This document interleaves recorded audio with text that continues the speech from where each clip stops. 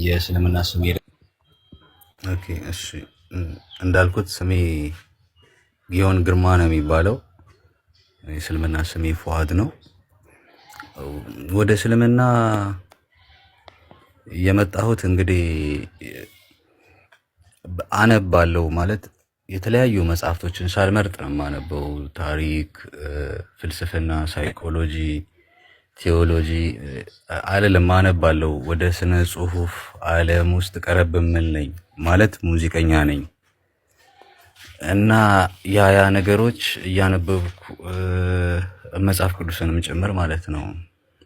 እና ይበልጥ ደግሞ መጽሐፍ ቅዱስን እያነበብኩ በመጣሁ ቁጥር ብዙ ጥያቄዎች ወደ አይምሮ ይፈጠሩ ጀመረ። ብሉይ ኪዳንና ሐዲስ ኪዳን ተብለው ነው በሁለት እንትን የሚካፈሉት እንደሚታወቀው መጽሐፉ። እና ብሉይ ላይ ያሉ ታሪኮች ከሐዲሱ ጋር ካሉት ጋር የመጋጨት ያለመዛመድ ያለመስማማት ነገሮች አይ ነበርና ስፔሻሊ ሐዲስ ላይ በጣም ብዙ ጥያቄዎች ነበሩኝ። በክርስቶስ አምላክነት አምላክ ነው በሚሉት ጉዳይ ላይ፣ በሚስጥረ ስላሴ ጉዳይ ላይ፣ እንደዚህ ሚስጥራቶች ብለው በሚያስቀምጧቸው ነገሮች ላይ በጣም ብዙ ጥያቄዎች ነበሩኝና እነዛን ጥያቄዎች በበቂ ሁኔታም አሳማኝ በሆነ ሁኔታም መልስ አላገኝም ነበረ። ከምንም በላይ ግን ይከነክነኝ የነበረው ክርስትና ስትፈጠር ኃጢአተኛ አድርጎ ነው የሚስልሽ። ማለት ይሄ ከአዳም ጀምሮ የመጣ በውርስ የመጣ ኃጢአት የሚሉት ነገር አላቸውና ባልተሳተፍሽበት በማታውቂው ባልነበርሽበት ነገር ነው ተጠያቂ የሚያደርግሽ እና እነዚህ ነገሮች በጣም እንደፈተሽ ብዙ ነገር አደረጉኝ። ይሄ ነገር ነው እንግዲህ በቀጥታ ስመጣም ወደ እስልምና አልመጣሁም። በቀጥታ ወደ ሳይንሱ ዓለም ነው የሄድኩት፣ ወደ ፍልስፍናው ነው የሄድኩትኝ። ወጣሁኝ ማለት ነው ከዚህኛው ከባይብሉ እሳቤና ምናምን ወጣሁ በቃ። ከዛ እዛ ውስጥ ሆኜ እውነትን ለመፈለግ ብዙ ሙከራ አደርግ ነበረ። ዝም ብዬ አንተ የእውነት አምላክ ካለህ ተገለጠል ነበረ እና ጽፍም ነበረ ስለነዛ ስለሚሰሙኝ ስሜቶች። ከዛ መናም ማየት ጀመርኩ። በህልም አንዳንድ ነገሮችን ማየት ጀመርኩኝ። ሰዎችን ማዋራት መጠየቅ ጀመርኩኝ። እነዛ ነገሮች ናቸው። ከዛ ሳይንስ ውስጥ ሆኜ እኖረው የነበረው ላይፍ ከእስልምና ጋር በጣም ማች አደረገብኝ። ማለት ጎረቤቶቼን ሳይ ሙስሊሞች መሀል ነው ያደግኩት፣ ግን ክርስቲያን ሆኜ ነው የኖርኩት። ከዛ የነሱን አኗኗር ሳይ ሳይንስን ከውዱ ጀምሮ አሁን ውዱ ማድረግ፣ በቀን 5 መታጠብ፣ መንጻት፣ ንጹህ ሆኖ መገኘት ሳይንስ በጣም የደገፈው ነገር ነው ያለው። የዘካ አሁን ሰው ሲያበሉ ደስ ይሉኛል። በቃ ሙስሊሞች በፊት በዚህ ነገር በቃ በጣም ነበር ደስ ብሎኝ። ያኔም ገና ወደ እስልምና ሳልመጣ እንትን የነበረው ይሄን ነገር በጣም ወድ ነበርና እነዛ ነገሮች የሚሰጡት የአይምሮ ሰላም፣ በሌሎች ሰዎች ውስጥ የምታየው ሳቅ፣ ደስታ፣ ፈገግታ ያ ነገር የአይምሮ ሰላም እንደሚሰጥ እያየሁ መጣሁ። ከዛ ነው ወደ እስልምና መጣሁኝ። ከመጣሁ በኋላም ብዙ ነገሮች በመናምን ማየት ጀመርኩኝ። በተግባር ደግሞ በህይወቴ ላይ ብዙ ለውጦች አየሁ፣ ፈተናዎች አየሁ። ባይ ዘ ዌይ ይሄ አካውንት የጓደኛዬ ነው የኔ አይደለም። እኔ ያው ለጊዜው ስልክም የለኝም። ጥያቄ ስጠይቀው ነው እስኪ ቀደም የጠየቁትን ጥያቄ ስጠይቀው ነው እስኪ ቆይ ብሎ እንድገባ ያደረገኝ እዚህ ማለት ነው። ራስ ክላት ጓደኛዬ ነው፣ የእሱ አካውንት ነው። እና እኔ ያው ምንድነው እሱ ፈተናዎች ገጠሙኝ በጣም ከቤተሰብ በኩል ከዘመድ አዝማድ በኩል በጣም ከባድ ቻሌንጆች ገጠሙኝ። እና ምን ብዬ ያምናለው፣ ያው እውነት ካለ ሁሌ ትፈተኛለሽ፣ ሁሌ መከራ አለ እውነት ባለበትና ያኔ በዛኛው በካፊር ላይፍ ላይ በነበርኩበት ህይወት በጣም ቀላልና የተመቻቹ የነበሩ ነገሮች ሁሉ አሁን በጣም ከብደውኝ ነገሮች ከጠበቅኳቸው በላይ እንትን ሲሉብኝ በቃ እዚህ ጋር የሆነ እውነት አለ ማለት የሆነ ነገር አለ ማለት ነው ብዬ ይበልጥ ዲፕሊ ወደ እስልምና እንትን ማለት ጀመርኩ። ወደ እስልምና ከመጣው አመት ከጥቂት ወራት ነው። 3 ወር አመት ከ3 ወር 4 ወር አካባቢ እንደዚህ ቢሆነኝ ነው እና ይህን ይመስላል። አዎ ጠይቅ ያለው እና ስጠይቅ ያው ሰፈር ውስጥ እኔን እንደ በዘመድም አካባቢ እንደ ፈላስፋ ነው የሚያዩኝና ያው ብዙ ጊዜ ብሎክ ነው የምትደረገው። አትፈላሰፍ፣ አትቀባጥር። አንዳንዴም ያው ይዘሉኛል። ኢቭን ቤተክርስቲያን ድረስ መጥቼ እኛ አካባቢ ከኛ ሰፈር ቀጥሎ ሌላ ሰፈር አለ። እዛ አካባቢ ለመጠየቅ ምናምን ሙከራ አድርጌያለሁና የሚመለሱልኝ መልሶች መጽሐፍ ቅዱሳዊ አይደሉም። ማለት ሌሎች መጽሐፍቶች አሉ፣ ተደራራቢ መጽሐፍቶች፣ እነዚህ ሃይማኖተ አበው፣ መጽሐፈ ሚስጥር ምናምን የሚባሉ የተለያዩ መጽሐፍቶች አሉ። ከነዛ ነው የሚያጣቅሱልኝ። አባ ገሌ የጻፉት፣ ዮሐንስ አፈወርቅ የጻፈው፣ አባ ጊዮርጊስ የጻፈው፣ እንትና እንደጻፈው፣ ቅዱስ ኤፍሬም እንደጻፈው ምናምን እየተባል ነው የሚመለስልኝና መጽሐፍ ቅዱሳዊ አይደለም። ቀጥታ ጉዳዩ ያ አይደለም። ከምንም በላይ ደግሞ መጽሐፍ ቅዱስን ራሱ እንድጠራጠረው ያደረገኝ የጳውሎስ ዘገባዎች ናቸው። እሱ ኢየሱስን አያውቀውም፣ አብሮት አልበላም፣ እግሩ ስር ቁጭ ብሎ አልተማረም። ግን የጻፋቸው ጽሁፎች ላይ በነዛ መልእክታቶች ወደ 16 ነው ምናምን አካባቢ መልእክታቶች ጽፏል። እነዛ ጽሁፎች ላይ ግን እሱን ከሚያውቀው ሰው በላይ ሆኖ ነው የጻፈውና አንዳንዴ ማን ነው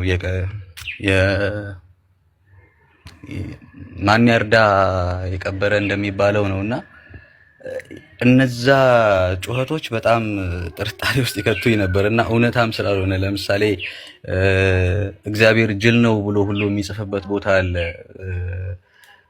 አንደኛ ቆሮንቶስ አካባቢ ብቻ ያስደነግጣሉ። ብዙ የሚያስደነግጡ ነገሮች እንደዚህ ዝርዝር እዛ ውስጥ አልገባም። እነዛ ነገሮች እንትን ይሉኝ ነበርና ያ ነገር በቂ አልነበረም ለኔ። እንዳልኩሽ በጣም እኔ በጥያቄ አሰለች ነበር። ሰዎች ሲሰለቹ ዲፕሊ ጠይቅ ነበርና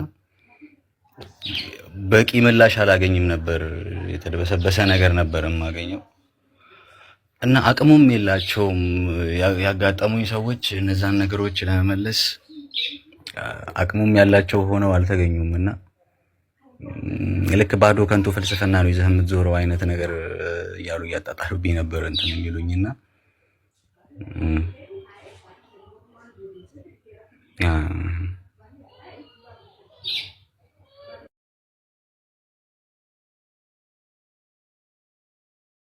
አምላክ አይደለም የሚያስባለኝ ነገር ባህሪያቶቹ ማለት ለምሳሌ ኢየሱስ ኢሳ አለይሂ ሰላምን እነሱ ይሉታል። እሱ ግን እዛ ላይ የሚያሳያቸው ባህሪያቶች የአምላክነት ሳይሆን የመልእክተኝነትን ነበር፣ የመታዘዝን ነበር። ኢቭን ጸሎታቸውን ስትመለከች አሁን አባታችን ሆይን እሱ ሐዋርያትን ይጨምራሉ፣ እመቤታችን ሆይ ብለው ይጨምራሉ። መጽሐፍ ቅዱሳዊ አይደለም። ስለዚህ ይሄ ነገር ነው እዛ ላይ የማየው መገለጫዎቹና ባህሪያቶቹ በፍጹም የአንድ አምላክ መገለጫ ማንነት አይደሉም። ይሄ ማዘኑን፣ መተከዙን፣ መራቡን፣ መጎሳቆሉን ስታይ ይሄ የአንድ አምላክነት መገለጫ አይደለም። መጾሙን ስታይ ኢቭን በጌቴሴማኒ ሰግዷል ኢየሱስ እና ይሄንን ስታይ በትንሹ ማለት ነው አሁን ሳሳጥርልሽ ባጭሩ የአምላክነት መገለጫ አለመሆኑ እነዚህ ነገሮች ያሳያሉ።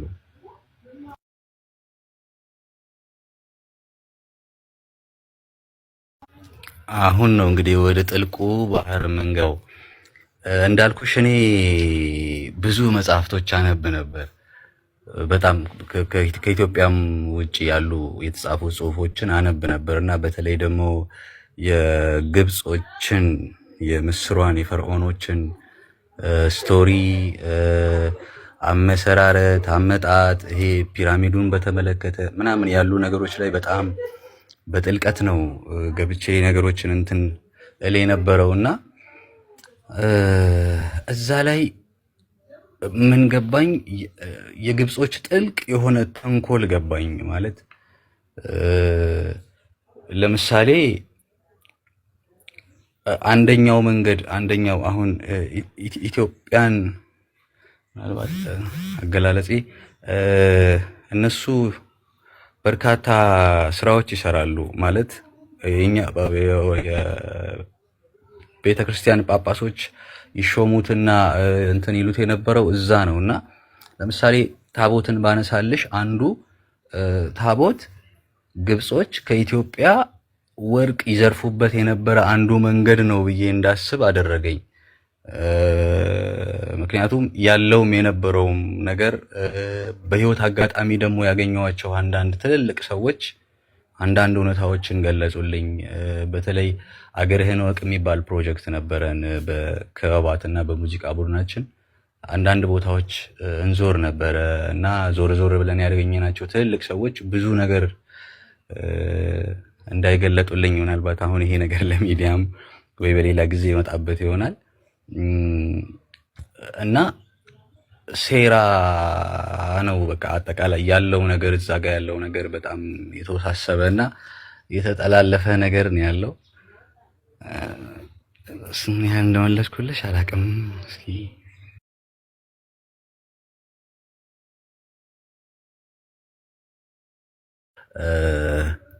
እዛ ውስጥ ወደ ፍልስፍናው ዓለም ወደ ሳይኮሎጂው ዓለም ከገባው በኋላ ተፈጥሮን መመርመር ጀመርኩኝ። በተፈጥሮ መመሰጥ ጀመርኩኝ እና እዛ ውስጥ ነው እንዳውም የአምላክን መኖር ያሳየኝ። በጣም ሳስተውል ተፈጥሮን ዝም ብዬ ሳስተውል አሁን ፊዚክሱ ማንኛውም ክብደት ያለው ነገር ውሃ ላይ ቢቀመጥ ለምሳሌ ያ ክብደት ያለው ነገር ወደ ውስጥ ይሰምጣል ይላል። ታላላቅ ውቅያኖሶች ላይ ባህሮች ላይ በጣም ትልልቅ የበረዶ ግግር ተራራ ቁልል ተቀምጦ ታያለሽ ሳይሰመጥ እና ሃውካን እንዴት ነው ይሄ ነገር የሆነው? አሁን አንዱን ሲንግል ነገር ነው ማነሳለሽ። እንዴት ነው ይሄ ነገር የሆነው ብዬ መረመርኩ፣ ጠየቅኩ ፊዚክስ ቲቸሬንም ሌሎችም እንደዚህ ፊዚክስ ላይ እንትን የሚሉ ሰዎች እና የሰጡኝ ምላሽ አጥጋቢ አይደለም። እነሱ አንዳንዶቹ ከአክሽን ሪአክሽን ፎርስ ጋር ያገናኙታል፣ አንዳንዶቹ ከክብደት ከኢነርሻ ጋር ያገናኙታል። ማስና ኢነርሻ ነው እና የሚሉት ነገር አጥጋቢ አልነበረም ለኔም ኢቭን ለነሱም እነሱም ራሱ ገስ ነውና ይሄ የፍልስፍናው የሳይንሱ ዓለም ቋሚ እውነት አይደለም። ማለት እየተሻሻለ የሚሄድ እውነት ነው፣ እያደገ የሚሄድ እውነት ነው። ከሆነ ጊዜ በኋላ ይቀየራል ያ ነገር። ትናንትና እውነት ነው ብዬ የጨበጥኩት ነገር ተቀይሮ አየዋለሁ። ሐሳብ ነው፣ ሐሳብ በሐሳብ ሲፈርስ ያለው እኔ ራሴ የጻፍኩትን ግጥም ነገ መልሼ የማፈርስበትና የምተችበት ሂደት ሁሉ ነበረ፣ አይዲያ ስለሆነ ማለት ነው። እና ምን ተረዳው? ቋሚ የሆነ ነገር አይደለም እነዚህ ነገሮች። እችን ዓለም ደግሞ ካለመኖር ወደ መኖር ያመጣው ኃይል ደግሞ ቋሚና አብሶሉት የሆነ ፓወር ያለው ነው ብዬ ነው ማምነው። ስለዚህ የሱ አሰራር እንዲህ ሊሆን አይችልም ወደሚል ድምዳሜ መጣው ማለት ነው እኔ እና እነዚህ ሐሳቦች እዛ ውስጥ ቆየው የተወሰነ አመታቶች ቆይቻለሁ። አነብ ነበረ እንዳልኩሽ የሐሳብ ሰው ነኝ። ግን ከክርስትናው በወጣም የሆነ አንድ አምላክ የሆነ ኃይል አለ። በቃ ያ አንተ እውነት አለህ፣ አንተ ያለህ የሆነ እውነት አለህ፣ ያ እውነት ተገለጥ ነውና ህልም አየሁኝ። ከዛ የሆነ ልም ያለ በረሃ ላይ በጣም ደክሞኝ ተጉዤ ቁጭልና ከዛ የሆነ ድምጽ ይመጣል። በቃ እውነትን ለማወቅ የምታደርገው ጥረት ልጄ ተሳክቷል፣ እንጸሎተ ተሰምቶልሃል። ቁጭ ብዬ ቤት ውስጥም ይሄን ነበር እንትን እምለውና ያንን ህልም አየው። ለሰው አልተናገርኩም። ከዛ ደገመኝ በሶስተኛው ቀን ይሄ ህልም። ከዛ አሁንም ዝም አልኩ፣ አልተናገርኩም። ቆይቶ በወሩ ይመስለኛል መንገድ እንደዚህ ይጓዝልሻለሁ እና ስጓዝ ሰዎች በቆማቸው ቆመው ሩዝ ሲመገቡ ያለው እና እንደዚህ ሰፈራችን እንዳለ ሩዝ በሩዝ ሆኖ አለልሻለሁ። በቃ ሰው ቆሞ ነውና ዛሬ ምን ሆነው ነው ሰፈር ብዬ አጋጣሚ አንዱን ማቀውን ሰው አገኘና ጠይቀዋለሁ። ዛሬ እኮ መውሊድ ነው የነብዩ መሐመድ ልደት ነው ይለኛል። ኦኬ እና ታዲያ ምን ሆናችሁ ነው ቆማችሁ የምትመገቡት? ከመጀመሩ ነው እንደዚህ አይነት። በዛ ላይ ደግሞ በጋራ ነበር የምትመገቡት። አሁን ሁሉም የእያንዳንዱን ሳህን ይዟል። ነጭ ሳህን ላይ ሙደወር የለበሱ ሰዎች ናቸው፣ በጣም ብዙ ናቸው። ሁሉም ቆመው ነው የሚበሉት ሩዙን። እና እንዴት ነው ይሄ ነገር ምናምን ስለው በቃ እንደዚህ ታዘን ነው ምናምን ይለኛል። ትእዛዝ ነው እንደዚህ ታዘን ነው ኦኬ ምናምንልና አልፌው ሳልፍ በቤቴ ምትክ ሌላ ቤት ነው እና ዙሪያውን እንደዚህ ውሃ ይፈሳል፣ ዛፎች አሉ ምናምን ነገር። ቤቴ የለም፣ ሌላ ቤት ነው እዛ ጋር የተተካው እና ይሄ ቤት ያንተ ነው ግባ ነው። የኔ ቤቴ ይሄ አይደለም፣ እኔ ቤቴ ቀለሙም ይሄ አይደለም፣ ስፋቱም ይሄ አይደለም። ኖ ይሄ ለአንተ የተዘጋጀ ቤት ነው፣ ቤትህ ነው።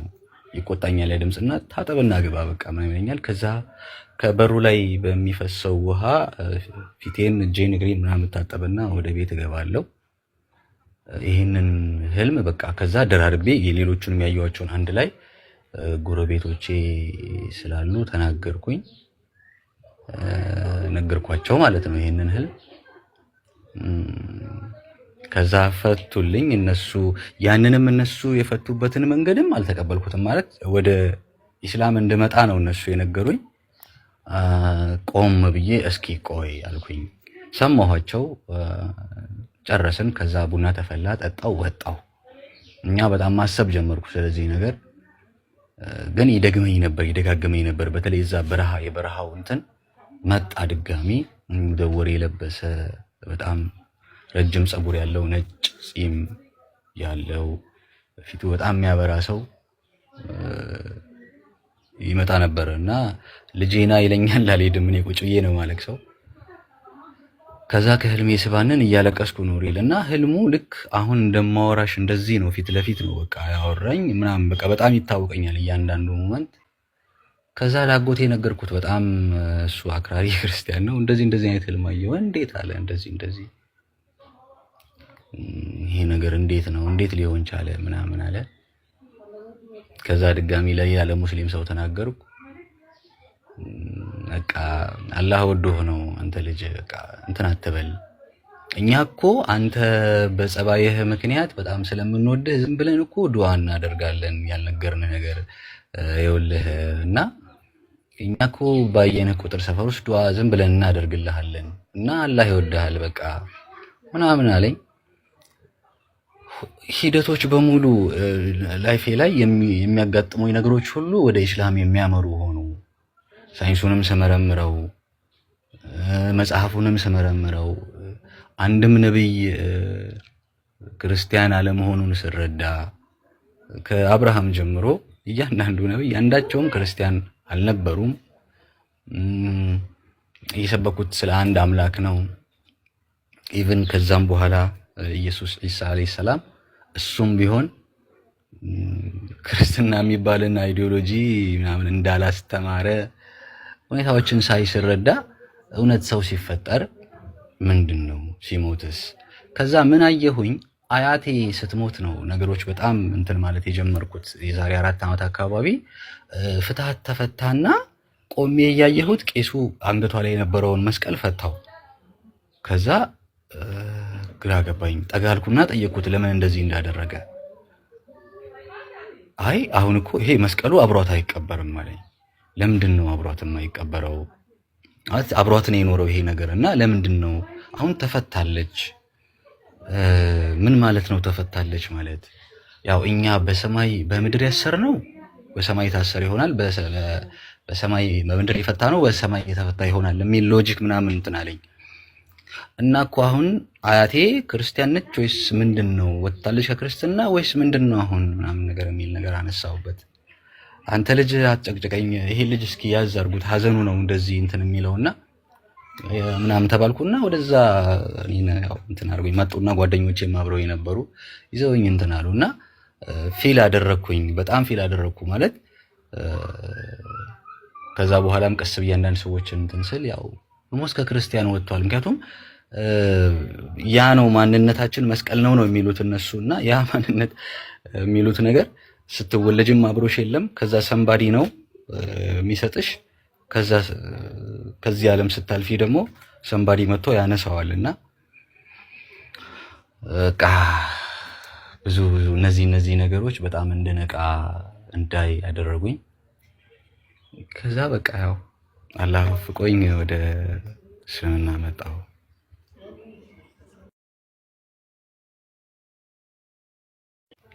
እሺ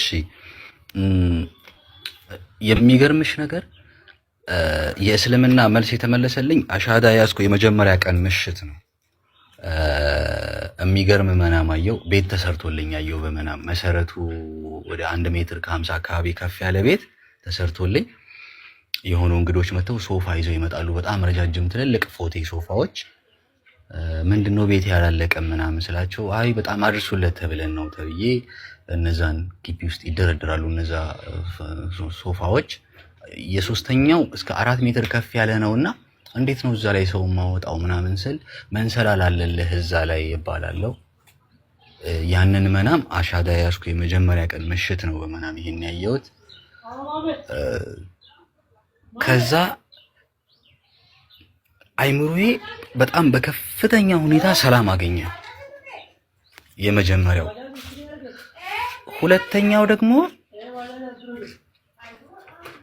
እስልምና አንቺን ልክ በዛ በካፊሩ ዓለም እንዳለው ተጠያቂ አያደርግሽም። ማለት ስትወለጂ ኃጢአተኛ አይልሽም፣ በሰራሽው ነገር ነው የምትጠየቂው። ይሄ የመጀመሪያው የነፍሴን ሰላም ያገኘሁበት ነው። በቃ ነፍሴ ሰላም አገኘች። ምክንያቱም እኔ የምጠይቀው እዚህ ዱንያ ላይ በሰራሁት ነገር ነው እንጂ ትላንትና ሰንባዲ ባልተሳተፍኩበት ወንጀል ተጠያቂ አያደርግሽም። ያ ነው የመጀመሪያው። ሌላው ሲቀጥል ግልጽ ነው ማለት ሚስጥራቶች የሉትም። ከምእመኑ የተደበቁ ነገሮች የሉትም። ለምሳሌ አሁን ብዙ ጊዜ ቤተክርስቲያን እንደዚህ ስንመላለስ የሚባለው ነገር አናቀውም፣ ግዕዙንም አናቀውም። ስግደት ምናምን ይባላል ይኬዳል። ከዛ ቄሱ የሚለውን ነገር እኛ ምንም እናቀው ታሪክ የለም። ተኬዶ ተሰግዶ ይመጣል። ቆይ አሁን ምንድነው ያልነው ምናምን ተሳድበንስ ቢሆን እላቸዋለሁ አንዳንዴ። ምን ብለን የመጣ ነው አናቀውም። እና እስልምና ላይ ግልጽ ነው ያለው ነገር ግልጽ ነው። በቃ ማወቅ የምትፈልጊውን ነገር ማወቅ ትችያለሽ። ያለ ገደብ ስትጠይቂ ይመለስልሻል። ያለ ገደብ ስትጠይቂ ይመለስልሻል። ከምንም በላይ ደግሞ እንዳልኩሽ ነው የአይምሮ ሰላም ማለት እኔ ደመነፍሴን በጣም የምሰማ ሰው ነኝ በባህሪዬና ደመነፍሴ ውስጤን ሳዳምጠው የሚሰጠኝ የአይምሮ እርጋታ፣ ሰላም ይረብሹኝ የነበሩ ውስጤን እንትን ይሉ የነበሩ ነገሮች ሰክነው ነው ማያቸው። የሚገርምሽ እስልምናን ለመረዳት እውነት ሐዲስ መስማት ቁርአንን ማንበብ ምናምን ብቻ አይደለም። ብዙ መጽሐፍ ቅዱስን በስነ ስርዓት ያነበበ ሰው ኢየሱስን የሚወድ ኢሳ አለይሂ ሰላምን የሚወድ ሰው እሱን በትክክልና በትክክል በእውነት ፈልጎት ተከትሎት ከመጣ ይሰልማል ያ ሰው። እና ይሄን ነው የምልሽ።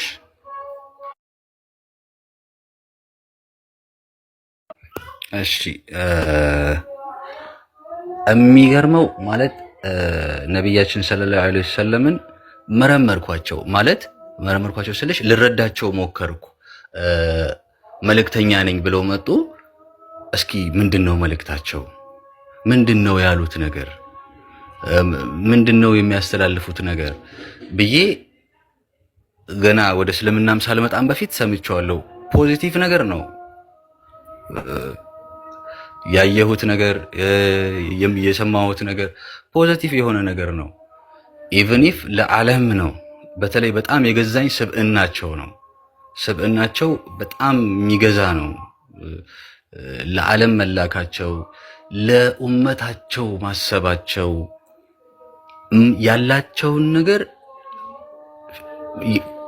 ሁለት ዳቦ ካላቸው አንደኛውን፣ አንድ ካላቸው ከአንዱ ላይ ግማሽ ምልሽ ነው 50%ን ካላቸው ነገር ላይ አካፍለው መስጠታቸው፣ ይሄ ለሰው ልጆች ለሌላው ደስታ ለሌላው ሰላም ያላቸው ነገር ይሄ በጣም የነጠረና የላቀ ስብዕና ነው እና እሱ ነገር በጣም እንዳከብራቸው አድርጎኝ ነበር ያኔም። አሁን ደግሞ ይበልጥ ይበልጥ ይበልጥ እና ይሄ ነው ጥያቄሽን እንዴት እንደመለስኩት። እስቲ አዎ እንዳልኩሽ ነው ስብዕናቸው እንዳልኩሽ ነው። በጣም ስብዕናቸው በጣም የሚገዛ ስብዕና ነው እና ደግሞ እየተማርኩ ነው አሁን ገና። እንግዲህ እስቲ ፊት ደግሞ አዎ እሱ ነገር የሚገርምሽ አሻዳ ያስኩት በመናም ያየሁት መስጊድ ሄጄ ነው። እኔ እዛ አካባቢ መስጊድ መኖሩን አላውቅም በነገራችን ላይ እና እጓዝ የነበረው ከኛ ሰፈር በጣም በራቀ አካባቢ ላይ ነው እና እዛ አካባቢ የመጀመሪያውን ሰዎች ተሰብስበው ሲመገቡ ያየሁት እዛች መስጊድ ጋር ነው። ልጁን የጠየቅኩበት ማለት ነው። እና መስጊድ ተውባ ይባላል ያ መስጊድ እዚህ ድሬዳዋ። እና እዛ ጋር ስደርስ ነው እንትን ያልኩትና አርብ ቀን ነበረ ማታ፣ ሐሙስ ማታ ሰላም አላደርኩም ማለት እንቅልፍ አልወስድ አለኝ። ምቾት አጣው። ታጥቤያለሁ፣ አትንበልቻለሁ፣ አንብቤ ነው መተኛው ስተኛ እና ሙዚቃም እየሰማው ምናምን ነገር ነው መተኛት የሚመቸኝ። ከዛ ወይ ሌሊት ላይ ነው ተነስቼ ማጠፋው ምናምን ነገር በፈልጋቸው ነገሮች አድርጌ ነው እንትን ያልኩት። ግን በቃ እንቅልፍ ሊወስደኝ አልቻለም። ሰላም አጣው። እንደዚህ በአይነ ህሊና ቁጭ ብዬ ይታየኝ ነበር። በቃ ያ መናም ያ ፊት በስነ ስርዓት ይመጣብኝ ነበረ። ከዛ አይ በቃ አልኩ። ከዛ በፊት ጁምዓ ሰላት ሰግደው ሲመለሱ አየኋቸው እንደዚህ ሰፈር ወጣ ብዬና በጣም ነው በቃ ደስ የሚሉት። ቆምኩኝ እኔ ዝም ብዬ በር ላይ ቆምኩ። በቃ ሰው እንዳለ በእኛ በር ላይ ነው። ለታችኛው መስጊድ ይቀርባል። የሰፈሬ መስጊዶች አይደለም በነገራችን ላይ በመናም ያየሁት ከሰፈሬ ውጭ ያለ ሌላ መስጊድ ነውና መስጊድ ተውባ ያልኩሽ በቃ እዛ ነው መሄድ ያለብኝ ያልኩ ማለት ነው። ከዛ አሰር ላይ ነው ልክ እነሱን ሳያቸው ነው የወሰንኩት። ማለት ሲወጡ ሳያቸው በቃ ፊታቸው ያበራል፣ ጽዳታቸው ደስ ይላል፣ የሚያወሩት ወሬ ደስ ይላል፣ ሰላምታቸው ደስ ይላል እና ይሄ ነው የማለው የሆነ ውስጤን ፍንክንክ የሚያደርግ ነገር ነው የተሰማኝ። በደስታ የሆነ ፍንክንክ የሚያደርግ ነገር ተሰማኝ። ምንም ነገር ኖሮ አልነበረም እና ማታ ያ ሁሉ ጭንቀት ምናምን አሳልፌ ከዛ ምንም ነገር ሳይፈጠር እነሱን ቆሜ ስላየኋቸው ብቻ ነው የሆነ ነገር ከላይ ላይ ሲነሳ ታወቀኝ። ሆነ እንዳልኩሽ ውስጤን በጣም ነው የምሰማውና ቅልል ሲለኝ ታወቀኝ። በደስታ እዛ ጋር ይሆን ልክ ሎተሪ ሚሊዮን ዶላር እንዳገኘ ሰው ነው ሃፒ ነከስኩ ምናምን። ይሄ ነገርማ በቃ ይሄ ደስታ መቀጠል አለበት ምናምን ብዬ ወሰንኩ። ከዛ 10 አካባቢ ጓደኛዬን አወራሁትኝና ተያይዘን እዛ መስጊድ ነው ሰፈርህ እኮ ከአንድም ሁለት መስጊድ አለ ምናምን ሲለኝ ኖ አይደለም በመናም ያየሁበት መስጊድ ነው መሄድ የምፈልገው እዛ ጋር መኖሩን ታውቃለህ አላውቅም፣ ግን ቤቱ ጋር ነው መንገዱ፣ ይሄ መንገድ ነው እያልኩት ነው። ሄደን እዛ ጋር በእርግጥም በትክክል መስጊድ ነበር። ከዛ ገብተን ከ10 ሰላት በፊት ነው አናገርናቸው። ከዛ አሻዳ ያዝኩ፣ አዲስ ሙለወር አለበሱኝ፣ ሰላት እንዴት እንደሚሰገድ እዛ ጋር አስተማሩኝ ነገር በቃ እና በጣም ደስ ይል ነበር። ስወጣ በቃ ሰግጄ ሰላት ሳልኩ ስወጣ በጣም ልገልጸው ማልችለው ኃይለኛ የደስታ ስሜት ውስጥ ነበርኩ። ምንም ነገር ግን እንትን ኖሮኝ አልነበረም።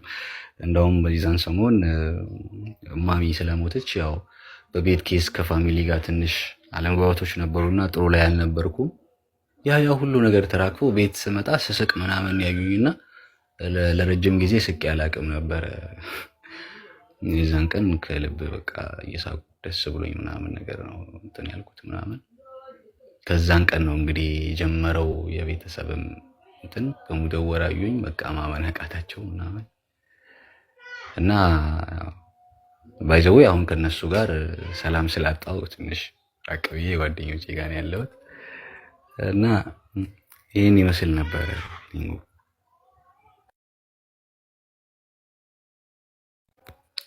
እሺ ይገርምሻል ልክ እንትን በያዝኩ ሰሞን ያው የስነ ጽሁፍ እንትኑ ስለነበረኝ ያንን ነገር መጻፍ ጀመርኩኝ በግጥም መልክ ማለት ነው እና ወደ 3 4 5 ግጥሞች ምናምን ጻፍኩኝ። ከዛ የሰላትን ስርዓት መማር ጀመርኩ። ቁርአን ያው አሁን በመማር ላይ ነኝ ገና እንትን አልኩም። እሱን መስመር ይዤዋለሁ። አሁን እየተማርኩ ነው፣ መማር ላይ ነው የምገኘው። የስነ ጽሁፍ እንትኖችን እንትን ላለው ጽፋለሁኝ። እንግዲህ እስቲ አሁን ከሙዚቃው ደግሞ ሙዚቃውን ትቼ ወደዚህ ሳምፕሎች አሉኝ ባይ ዘ ዌይ አውዲዮ ሙዚቃዎች ምናምን እንደዚህ በስቱዲዮ አለችን ሳቢያን አካባቢ እንደዚህ የሰራናት ምናምን አሉኝ ስራዎች አሉኝ። እነሱን ያው የቻልኩትን ያህል ዲሌት አድርጌያቸዋለሁ። ኢንሻአላህ አሁን ደግሞ በመንዙማ ለመምጣት ነው፣ በነሺዳ ለመምጣት ነው አላህ ከወፈቀኝ። እነዛን ጽሁፎች አሁን እያስገመገምኩ ነው፣ ጽሁፎች ግጥሞች እያስገመገምኩ ነው ለመምህራን ሰጥቼ እና በዚህ አይነት ሂደት ውስጥ ነው ያለሁት። አሁን በመማር ሂደት ውስጥ ነው ያለሁት። እየተመለሰልኝ ነው በቃ ትክክለኛው መንገድ ላይ እንዳለው። ይሄ ልቦና የሚባል ነገር አለ። ልቦናሽ ይነግርሻል። በቃ ታውቂዋለሽ።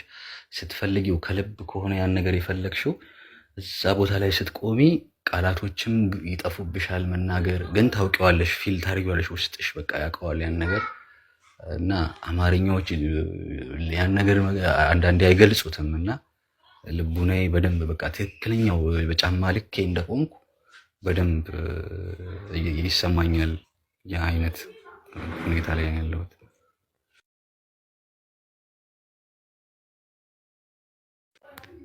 እሺ ያው ቤተሰቦቼ ስልሽ በነገራችን ላይ ያው ወላጆቼ በህይወት የሉም እና አጎት አክስቶች ምናምን ናቸው።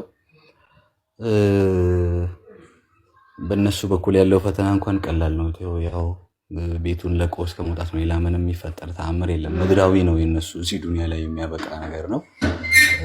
ግን በቃ ጓደኞቼ ብቻ ሳይሆኑ ወንድሞቼም ጭምር ናቸው። ያው እነ ራስ ክላት በምንም አይተኩ ናቸው በእኔ ህይወት ውስጥ። አላህ እነሱን የመሰለ ወንድሞች ስለሰጠኝ በቃ በጣም እድለኛ ነኝ። እኔ እድለኛ ነኝ። በቃ ያንን ነው የምለው። እና ደግሞ ያው እያግዙኛል፣ በተለይ በምጽፋቸው ጽሁፎች ላይ ሊንም ከኔ ይሻለ ስለሚሉ በጣም ያግዙኛል። በነገራችን ላይ ስነ ግጥም ብቻ ሳይሆን ጽሁፎች ጽፋለሁኝ። በፊት ድራማዎች እንደዚህ ምናምን የመጻፍ እንትኑ ስላለ እነዛ ነገሮች ላይ በጣም ያግዙኛል። በዚህ መልኩ ነው እንደዚህ አይባልም፣ እንደዚህ ይደረጋል፣ እንደዚህ ነው ምናምን እያሉ ብዙ ነገር ያግዙኛል እና በጣም ነው የማመሰግናቸው ከነ ቤተሰቦቻቸው። አላህ ጥሩ ቤተሰቦችና ወንድሞች ጓደኞች ሰጥቶኛል። አልሐምዱሊላህ እድለኛ ነኝ በጣም። እሺ እስልምና ለኔ የሰው ልጅ ሊኖረው የሚገባው ኑሮ ነው። በቃ the way of life ነው፣ ሊኖረው የሚገባው ህይወት ነው። ሰው ተፈጥሮ እዚች ምድር ላይ ኖሮ ሲያልፍ ሊኖረው የሚገባው መንገድ ነው፣ አኗኗር ነው። ከአስተሳሰቡ፣ ከንጽህና አጠባበቁ፣ ከዱዓ አደራረጉ፣ እንደገና ደግሞ ከወንድማማችነቱ አንጻር ሰው ለሰው መደራረስ፣ አንዱ ለአንዱ መድረስ ከሚለው መርህ አንጻር የሌሎች ደስታን ያለን ማጋራት፣ በሌሎች ደስታ ውስጥ የራስን ደስታ ማግኘት፣ አጠቃላይ ፍቅር የሚባለውን ማንነት ሰው እስልምና ውስጥ ያገኘዋል። አፍቃሪ መሆን ከፈለገ የሰው ልጅ ኢስላም ነው መሆን ያለበት።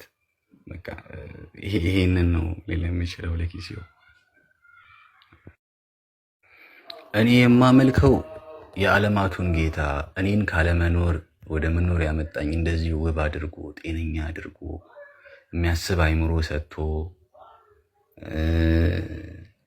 ያው ነገ የሆነ ፍሬ እንደሚያፈራ ተስፋ የማደርግበት የስነ ጽሁፍ እንትኔን በጣም ነው የምወደውና እንደዛ አድርጎኝ የፈጠረኝን በዚህ መንገድ የመጣሁበትን ትናንትናዬን ወደኋላ ዞሬ ሳየው ተቀርጬ በብዙ እሳት ውስጥ በብዙ መንገድ ውስጥ እንደመጣ አድርጎኝ የየሱ ውድቃ አድርጎኝ ዛሬ ያስቀመጠኝን እናም ደግሞ ትናንትናዬን ሳስብ በኔ ሊናገር የፈለገው በኔ ሊያስተላልፍ የፈለገው ትልቅ ነገር እንዳለ የነገረኝን የዓለም ጌታ አላህን ነው ላመልክ የመጣሁት። ማንንም አይደለም፣ ለማንም ልሰግድ አይደለም፣ ለምንም አይነት ምስል፣ ለምንም አይነት ምልክት ምናምን አይደለም። የዓለምን ጌታ አላህን ላመልክና ለሱ ልገዛ በፍቅር ለወደው እኔ ተናግሬ አልጨርሱም በዚች ሁለት ደቂቃ እውነት ከዛ በላይ አወራለሁ። እንትን ልበል ካልኩ ራሴን እንትን እያልኩት የቆጠብኩት ነውና አላህን ላመልክ ነው የመጣሁት። እሱን ፈልጌ ነው የመጣሁት። እድሉን የምትሰጪኝ ከሆነ ብዙ ማወራሽ ነገሮች አሉ በዛ ዙሪያ ላይ። እንደውም ሰለምቴ ነዋሉኝ ሰለምቴ የምትል አለችኝ ትንሽ ረዘም ያለች አንድ 3-4 ፔፐር የምትሆን ስነግጥም አለችኝ። እንግዲህ እመጣለሁ እድሉን የምትሰጪኝ ከሆነ። ብዙ የምናወራው ነገር ይኖራል። ብዙ ነገር አይቻለሁኝ በጉዞዎቼ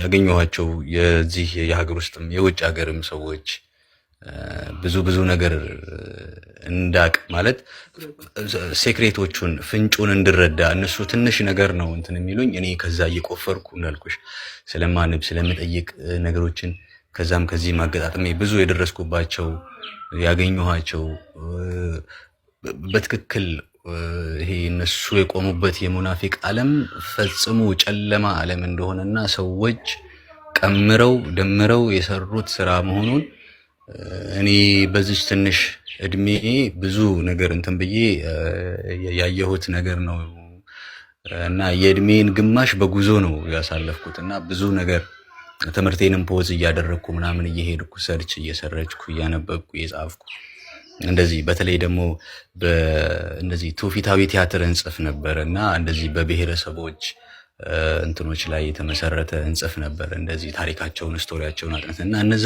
ነገሮች ብዙ ነገር እንዳቅ ከትልቅ ሰዎች ጋር እንድገናኝ ጋምቤላ የሰማሽውን ነገር ወሎ ትሰሚዋለሽ፣ ትግራይ ላይ የሰማሽውን ነገር ቤኒሻንጉል ትሰሚዋለሽ። በጣም የሚገራርሙ ብዙ ነገሮች አሉና እስኪ ወደፊት እንግዲህ ብዙ ነገር እድሉን ሰጪኝ ከሆነ